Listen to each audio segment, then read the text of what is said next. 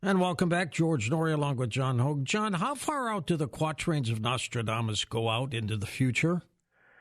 Well, this is in this project that I'm putting together. I'm finally be able to show all the possible hints that not just does his final dated prophecy take us almost 1,800 years into the future, in the year 3797 AD. Wow. But there are indications that it goes thousands of years farther. So we're still going to be around somehow, you think? Well, that is something to remember, that that future is born now. It is born by people questioning, the Americans starting to take back their Constitution, and it's going to rise. There's a global rebellion against all this stuff that's going on. I mean, what I also said 20, 30 years ago is that fascism may come back as a corporate attempt to create its corporate aristocracy that runs everything like a feudal lord, but it will be defeated. And that's a good thing. Yeah, but what is also good, I expand what's good in my life. It's good to be shocked.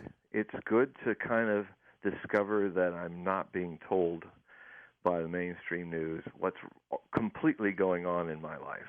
And it might be embarrassing at first when people realize this, but where else does freedom come? I mean, remember, our founding fathers and mothers had to fight for the freedoms that we've had for this one orbit of Pluto.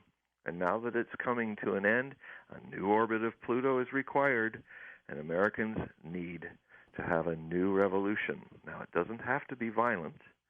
It can be a Jeffersonian revolution, but there's even prophets that talked about the mid-20s as a possible time when the Constitution would be re-examined. And I've been commenting on those prophets in my books and my articles. So,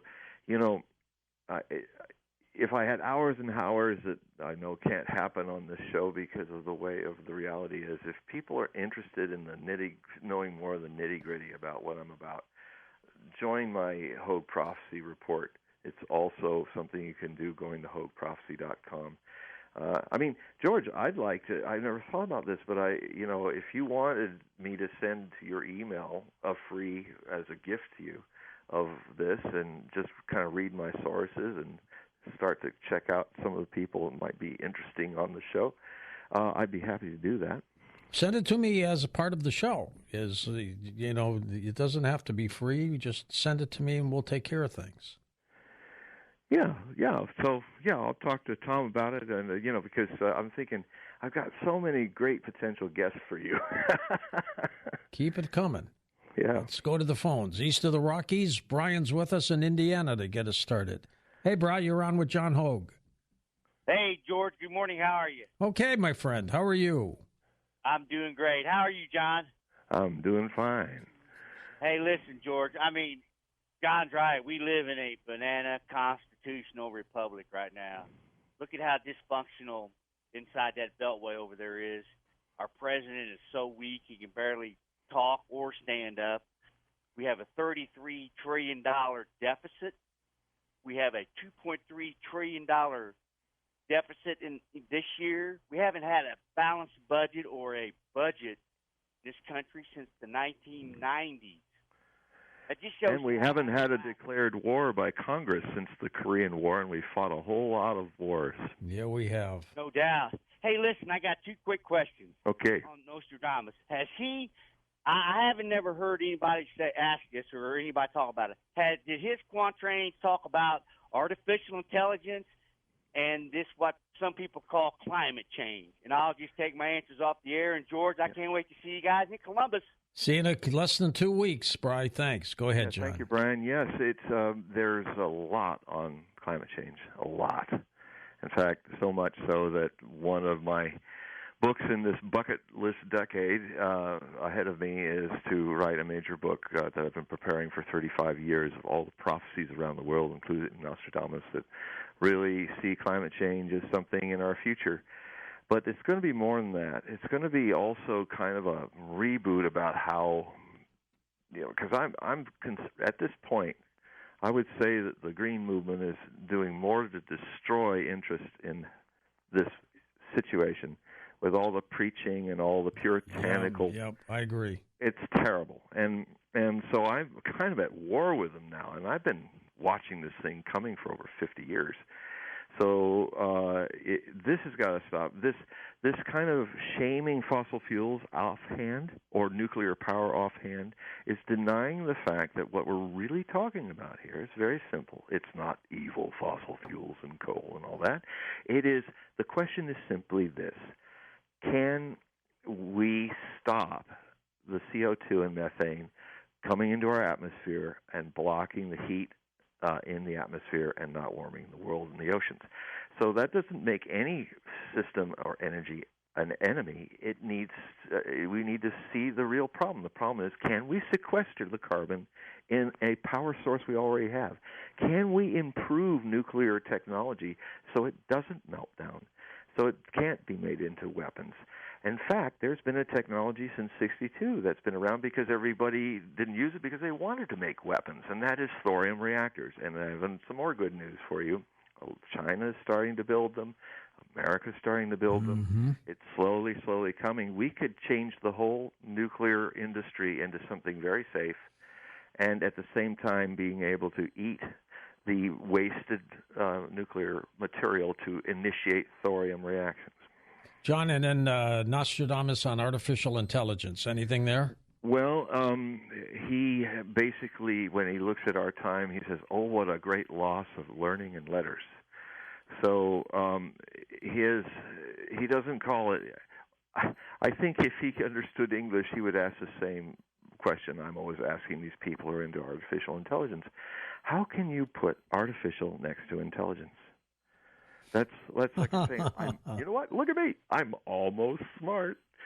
I'm almost pregnant, honey. I'm almost somewhere with it. If you can't almost be intelligent. You can only be intelligent. So what is actually being created is not intelligence, not a machinery that can intelligently serve us, but is an extension of our ego. And it is the most dangerous thing, even more dangerous than climate change or World War III and all this. And I've been saying this since the turn of the century. This artificial intelligence is what people are doing is they think their intellect is an intelligent thing, and it's not. It's a borrowed thing that the witnessing consciousness observes through its life. If the scientist does not learn who the scientist is, and all of us have this. We need to know who we are and not how we've been programmed. Otherwise, artificial intelligence is just going to magnify mind more and more until it decides, well, we don't need these monkeys anymore. We'll just replace them with our own just pure, dead, soulless ego. Let's go to Ferguson, Missouri. Jeff's with us on the wild card line. Hey, Jeff, go ahead. Hey, just one quick thing. I pulled the trigger and became an insider. Well, good for you. It's been a long time. Yeah, John, I got two quick questions. Okay. A serious one and a lighthearted one. Good. Perfect balance. If there are any remaining parchments of the original writings of Nostradamus still out there, and if so, where are they stored? And the second one, have you seen an old sci-fi series called First Wave that dealt with a so-called lost prophecy of Nostradamus that focused on an alien invasion? Yeah. Thank you. Okay, thank you. The first question is that Nostradamus is a very fortunate subject to study because he had, thanks to the printing press revolution, he was one of the first major best-selling authors. So just about everything he wrote has survived. Ah, excellent. And I have it all in my libraries and stuff to be translated into English. All of his almanac prophecies, all of his I have his pamphlets that were very interesting, his astrological pamphlets and magazines and things like that. So it's all finally going to get done. So that's the one. The other is, I think I remember that movie. I think it was pretty cheesy as I remembered it. But Nostradamus you can apply a number of prophecies potentially to extraterrestrial life. John, we're getting lots of emails from people who want to know about your private one-on-ones. Do you want to tell us, folks, again? And we'll do it toward the end of the show, too. Yeah, basically it's about 90 minutes, but I usually end it at the end of my day at 5 p.m., and it's basically, I do a very beautiful tarot deck which I saw being created in India by Mahadeva Padma, who's a friend of mine. It's called the Osho Zen Tarot Deck. And it is, so I use that, and I do some odd things with it. Sometimes I'll do a Celtic cross, and then it will just tell me that, oh, we got to go deeper. This card is asking for me to put it in the center and do another Celtic cross and another, until suddenly these cards are kind of getting right to the nitty-gritty of stuff. So it's very playful and very insightful. And so we do that. So sometimes readings are 90 minutes, sometimes they're more. But I can also do it at all different time zones if people need. So if you just click on that email at my website at the top there about Hogue readings, the Hogue Bulletin, HogueProphecy.com. It's right there. You do when you say Hogue reading on the subject line, I'll send you all the material, the information, and the times that are available, and then how to pay for it. And it's all easy and straightforward, and I'd love to do a reading with you all. Super. First-time caller Glenn in Norman, Oklahoma. Hey, Glenn, go ahead, sir. Good evening, Mr. Hogue, Mr. Knapp. Thank you so much for taking my call. I appreciate it. Before I ask the question, I did want to say, before the last caller, you mentioned that, of all the things about humanity that need to be enhanced, ego definitely not up there. Yeah, let's keep that way down. My question is this. You mentioned that you were going to release a series of books concerning the prophecies of Nostradamus starting, I think you said around 2025. 26, 27, and 28, yeah. Do you ever have any trepidation that you might be too late concerning some of them? Well, that's always the possibility. I mean, on the one hand, we're more closer to a nuclear holocaust than we've ever been before, but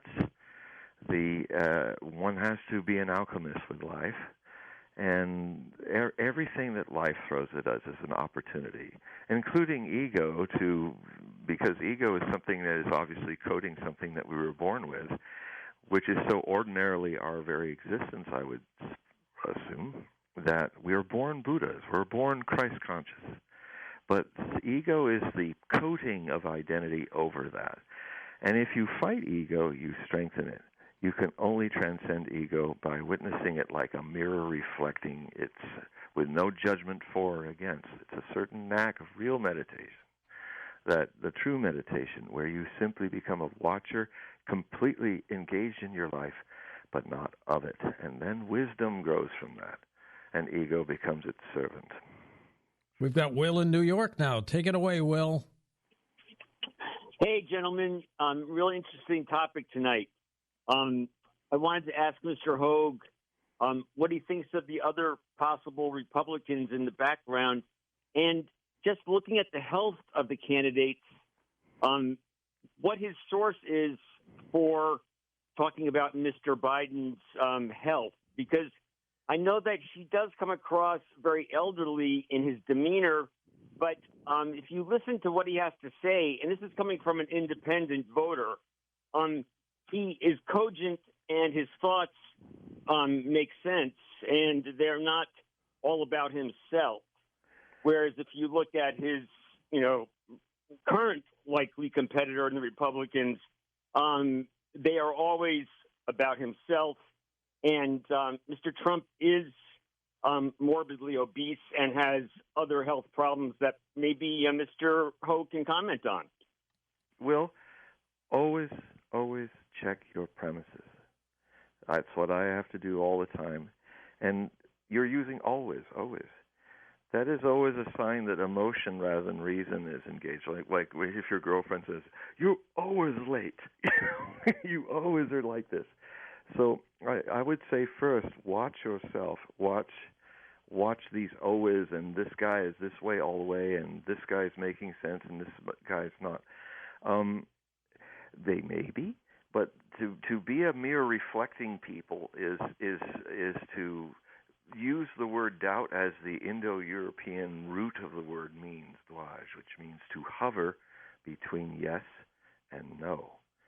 So most people aren't even aware that they enter any research and quest with their front-loaded biases leading them, whether they're positive or negative. I mean, I've had people over the decades say Nostradamus can do no wrong. And those are the people who think he's some kind of god, that everything that he says is right, because, of course, they're always finding what they want to look for in him, because they're projecting on his cloudy verses what they want to see. Now, equally, there's a lot of people, some people made a career out of it. James Randi and Penn and Teller are a couple examples, right, where their bias is none of it is true. And I can tell you with the foggy, misty Nostradamus, if you go in any biases, you will be proven right and you will be a fool.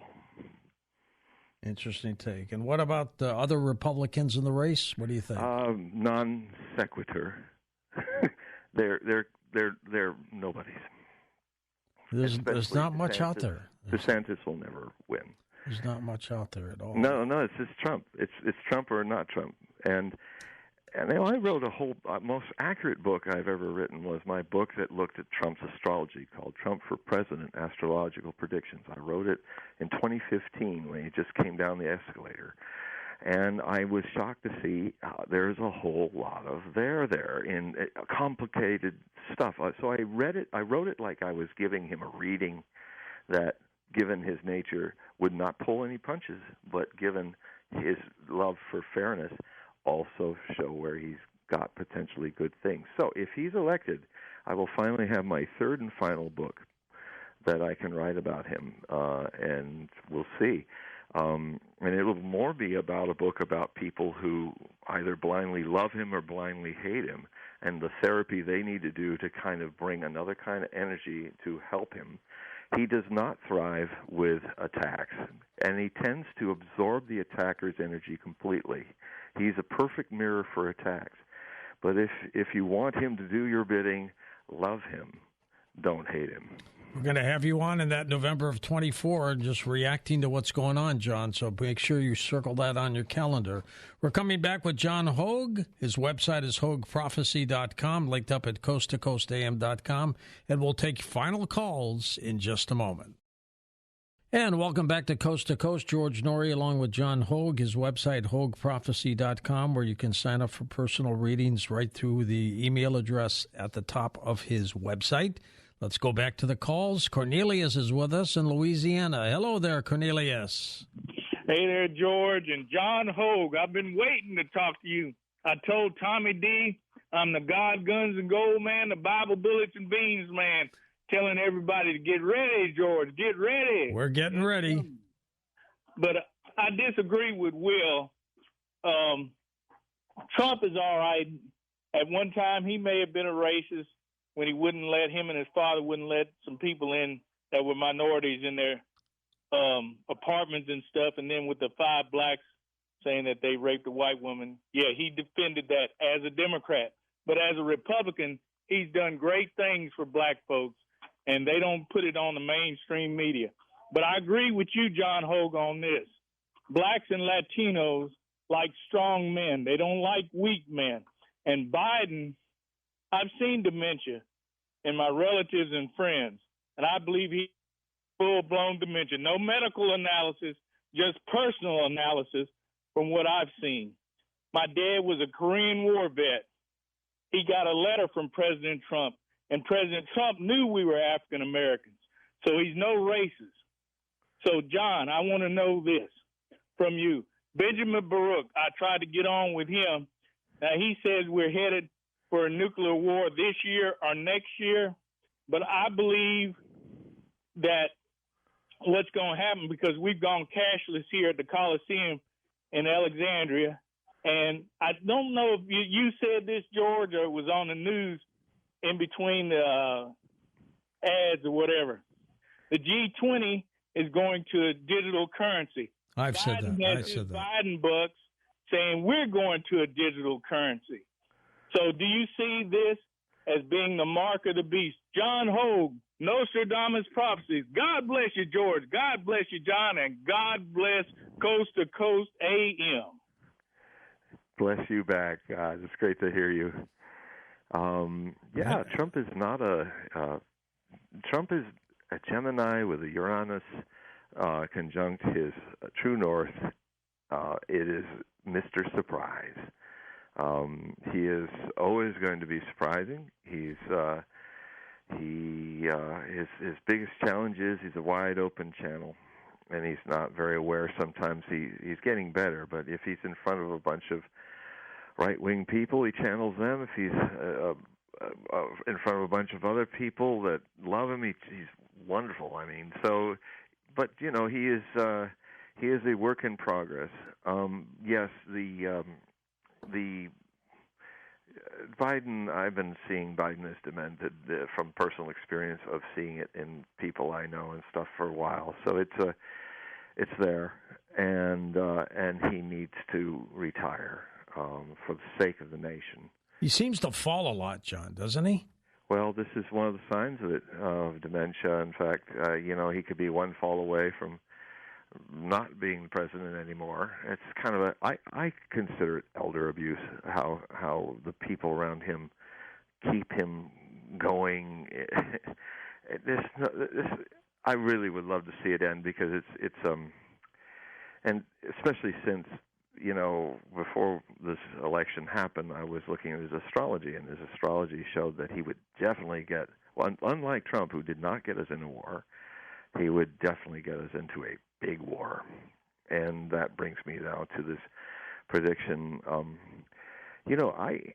I always question, as a person in this field, anyone who says this World War II, World War III will happen in this year. That sounds, one thing I learned from leaving readings for 26 years and just reading the world, just getting used to the empathy that opened up in 1992 that just made private readings not possible. When I came back, I never expected to come back. I mean, a medium should never be static or dogmatic. A medium is an opening, and whatever comes through, comes through. But the future is always potential. It is never something written in stone. And when I hear people who kind of say, this is going to happen, that's turning prophecy into politics and into an ego trip. One thing that happened to me when I came back to readings is I started to understand that, there's no more reader anymore. There's just the reading. There was a reader. There was I doing readings. And it was a tension that I couldn't quite grasp. But now I contend, and you'll have to see if you get a reading, if you concur or not, that there's no more reader. So people who make prophecies about the world need to understand that these are potentials. Our predictability makes them more likely, and so that's the thing to be looked at. What is the mechanics of us walking into these catastrophes? And so it's all about bringing awareness to as many people on the planet as possible so that they can start first looking not from their premises that have mostly been borrowed from others in their conditioning, but to begin to look at things as they were looking at things before they became identified, when they were children. Let's go to Eric in Indiana, truck driving. Go ahead, Eric. You're on with John Hogue. Hello, George. Hello, John. Great subject tonight. I love it. Question I got is for you. I've seen the same show that George did with Orson Welles, and Nostradamus was predicting a hit on a new city, and it would be a guy that wears a blue turban. Yep. And I was just I think that was just the tip of the iceberg for 9/11, and I think that's just we've yet seen as of what to come of New York City. Is that Is that pretty accurate? Yeah, it is. It is, and that's the thing. In fact, it was part of when I was watching that. It was part of what started me on from 1983 on. I saw it in '82, and it just opened up my whole interest in Nostradamus to who I am now, and in this field. And I wrote a book called Nostradamus. Premonitions of 9/11. It's a very personal book about premonitions that I've had, like seeing the Cuban Missile Crisis before it happened, and seeing a threat of death that took me into this beautiful golden place. They gave me up for dead for 20 minutes, and when I came back in an auto accident, and in Ash Wednesday of all times in 1981, as I just had come back from India to be with my master, and anyway, this tells the story, not just my story, but the story of many people who saw 9/11 coming. And yes, the things that he was saying, Orson Welles was saying as the host of that, there were many things in that show that ended up being very far-reaching and accurate to this day. And the fact that 1999 was the beginning of the war of this Arab, perhaps Antichrist. And so, I'm updating my book, Nostradamus and the Antichrist, codenamed Mabus. It should be maybe by the next time we do this show. I hope I'll have it done, this update, when we do another show again, George, on 13th of Perfect. September. What was it, John, that got Nostradamus so tuned in to prophecy? Well, he said it was a gift of his family bloodline. He also said that it would die with him, that his children would not have it. And I actually say that Nostradamus, I think, did not like that message, and so he tried and failed, proving the prophecy. He's the man responsible for these amazing portraits of Nostradamus. He was a portrait painter by profession, and he was... So he had a very interesting story, which now that I give myself enough room to describe, you see, what happens in most Nostradamus books is because of the constraints of publishing, you get a little blurb of interpretation. But the way I'm doing this, I'm loosening the belt buckle of narrative storytelling. Each one of these quatrains has a story. It's a short story that wants it to be told. So if a quatrain needs one line, I give it one line. If another quatrain needs 20 pages, I give it 20 pages.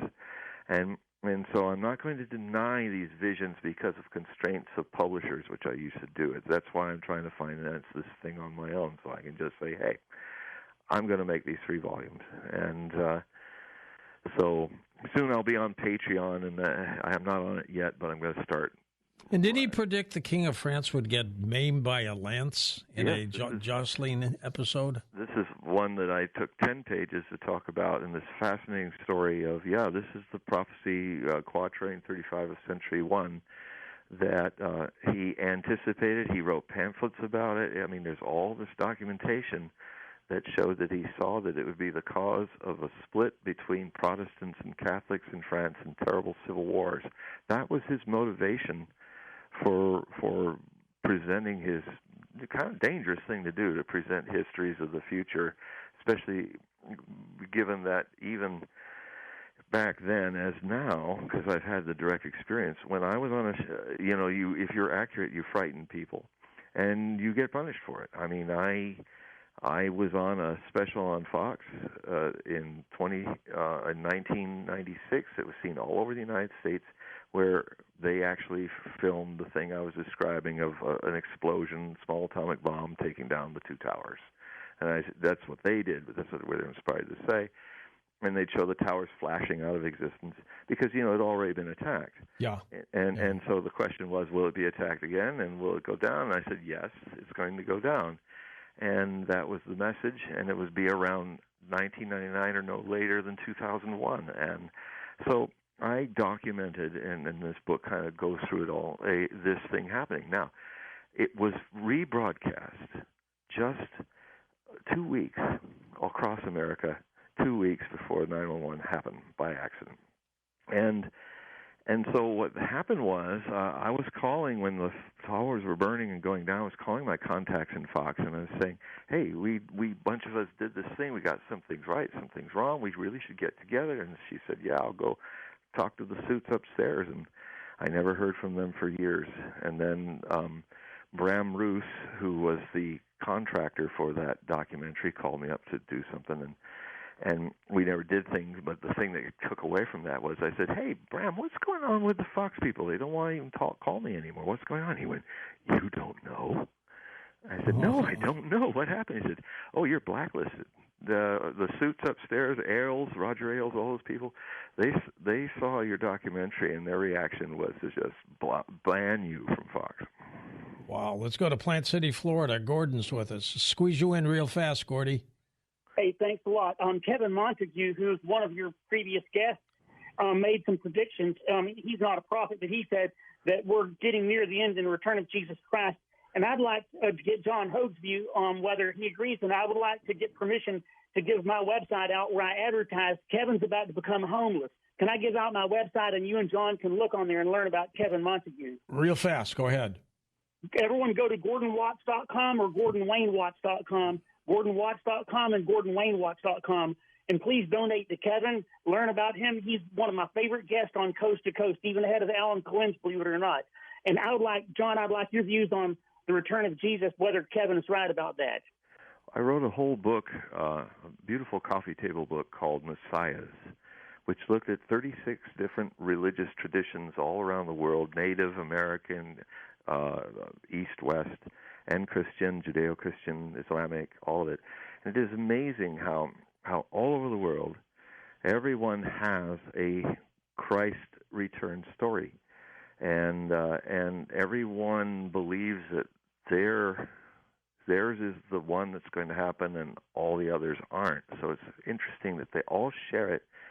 So that means there's 36 ways to be wrong and misread the symbols of it. So I looked at all of them. It's the first book that really looked at all the ideas of a son of God, an avatar, a return of Maitreya the Buddha, all the return of Quetzalcoatl, all of that. And so the book's not in publication anymore, but it's still out a lot in used bookstores, and it's a very beautiful book. John, take 20 seconds. Tell people how they can get a hold of you again. Yes, go to HogueProphecy.com, HogueProphetsy, and see my free samples of the Hogue Prophecy Report. Please be a subscriber. You can do it automatic. You can do it at $60 per year. It's all there to look at, sample it, help this financially to keep going. And I love you all. All right, thank you, John. Keep in touch. John Hogue, Prophecy, fantastic. Up next, some scary stuff on Coast to Coast.